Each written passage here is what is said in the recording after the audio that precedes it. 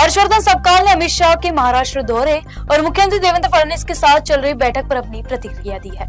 उन्होंने कहा कि चाहे चर्चा बंद दरवाजे के पीछे हो या फिर खुले में, किसानों की कर्ज माफी जरूरी है।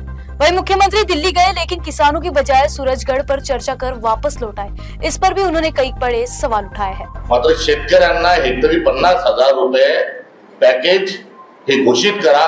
खरडून गेलेल्या जमिनींच्या अनुषंगाने 5 लाख जे आहेत त्याचा ते जाहीर करा आणि कर्जमाफीची घोषणा करा म्हणजे मिळवली। कारण दिल्लीला जेव्हा गेले तर हात हलवत गेले, देवेंद्र फडणवीस हात हलवत आले, तिथे जाऊन सूरजागडची चर्चा केली। म्हणजे सूरजागडला आयएन सिटी बनवण्याकरता तुम्ही पंतप्रधानांना जाऊन भेटता, मात्र शेतकऱ्यांच्या अनुषंगाने आपण कोणते पॅकेज आणण्यामध्ये यशस्वी होत नाही किंवा हात हलवत येतात। लाडक्या बहिणीचे पैसे आपले थकलेले आहेत, लाडक्या बहिणीच्या नावावर भावांनी पैसे घेऊन गेलेले आहेत। एवढा जो वेंधळट जो कारभार चाललाय, या कारभाराकडे त्यांचं असणारं दुर्लक्ष अक्षम्य स्वरूपाचं आहे। त्यामुळे दिल्लीत जाता काय, येता काय आणि केंद्रीय मंत्र्यांना, गृहमंत्र्यांना बोलवता काय, हे आम्ही सगळं बघत आलो।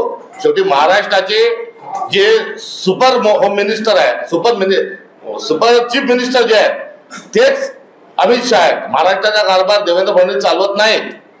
कोण मंत्रिमंडळात येणार, कोण घेणार, कोणता पक्ष फोडायचं, कोणाला कोणतं मंत्रिमंडळ द्यायचं, हे सर्व निर्णय अमित शाह घेत आहेत। त्यामुळे त्या अर्थानं एक खुर्चीवर बसलेले मुख्यमंत्री आणि एक दुसरे त्यांच्या हातात अधिकार असणारे दुसरे सुपर मुख्यमंत्री अर्थात गृहमंत्री अमित शाह यांनी मिळून पहिले शेतकऱ्यांचं काय ते बघावं।